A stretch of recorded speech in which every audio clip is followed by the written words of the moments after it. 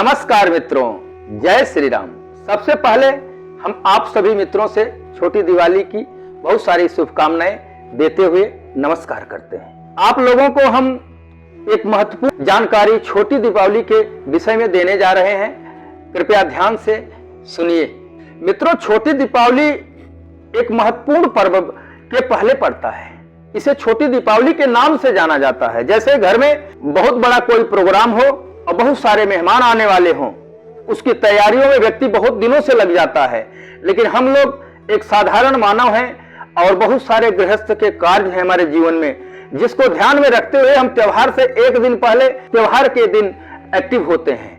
इसलिए हमारे पूर्वजों ने एक ऐसी प्रथा चला दी है कि जब कोई विशेष त्योहार हो तो उसके एक दिन पहले कोई छोटा त्योहार रख दिया जाए, जिससे व्यक्ति को महसूस होने लगे कि हाँ, हमें ये काम करना है। धनतेरस के दिन से ही व्यक्ति को एकदम मौन हो जाना चाहिए और खुश रहना चाहिए। सदैव परिवार के साथ व्यवहार, मित्रों के साथ एवं समाज के साथ प्रेम पूर्वक व्यवहार करना चाहिए।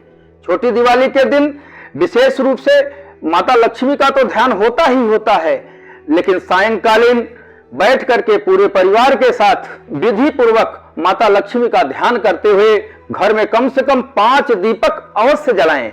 दीपक जो जलते हैं, पहले जमाने में दीपक जो है एक कुएं के पास, एक नल के पास, एक चारा काटने वाली मशीन के पास एवं अनन्य प्रकार के संसाधनों के पास रखे जाते थे, जो आज आधुनिक युग में उनका चलन भी नहीं है। लोग चलना भी नहीं चाहते उनके साथ, क्योंकि हाईटेक जमाने में हाईटेक तरीके से लोग रहना चाहते हैं। तो मेरे समझ से वो सब संसाधन खोजने की आवश्यकता नहीं है। आप 5 दीपक जहां पूजा स्थल हो वहां बैठ करके माता लक्ष्मी गणेश का पूजन करिए, ध्यान करिए, वहीं 5 दीपक का निर्माण करिए और उसको जल से आचमन देते हुए उन दीपकों में घी का दीपक जलाइए। तो 5 घी के दीपक घर के चारों कोनों में और बीच में रखें और यह समझ के रखें जैसे कोई तैयारी होती है, किसी का विवाह होता है तो व्यक्ति बहुत कुछ व्यवस्था करता है, लेकिन जो चीज दूल्हे को दिया जाता है वो और लोगों को नहीं दिया जाता है। तो इस तरीके से माता लक्ष्मी के आने से पहले यह समझिए कि हम अपने घर को और सौंदर्य बनाने के लिए और उसके बाद सारा पूजन विधि होने के बाद एक दीपक सरसों के तेल का बनाइए।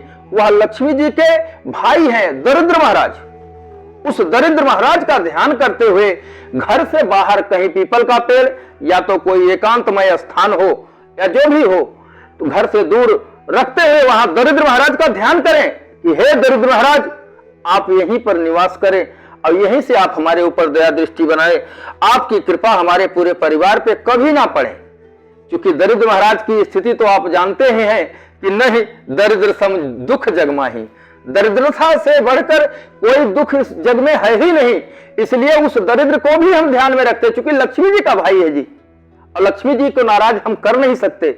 इसलिए हम दरिद्र महाराज का उस दिन विशेष रूप से तो दरिद्र महाराज का ही दीपक निकाला जाता है, उन्हीं का पूजन किया जाता है।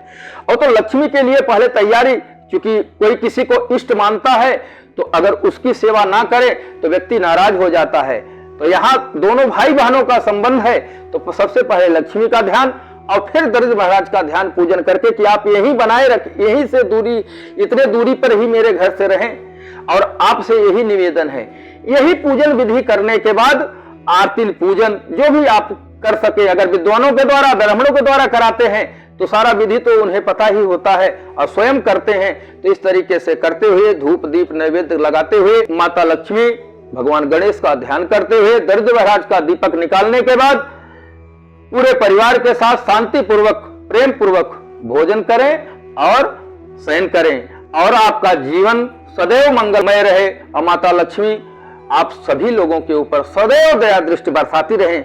ऐसी कामना के साथ मैं आप लोगों से निवेदन करता हूं कि आप हमारे चैनल को लाइक, सब्सक्राइब एवं शेयर अवश्य करें, जैसे कि हम भविष्य में आप लोगों को ऐसे ही आप लोगों के जीवन से जुड़ी हुई सरलता पूर्वक जानकारी देते रहें, जिससे आपका जीवन मंगलमय रहे।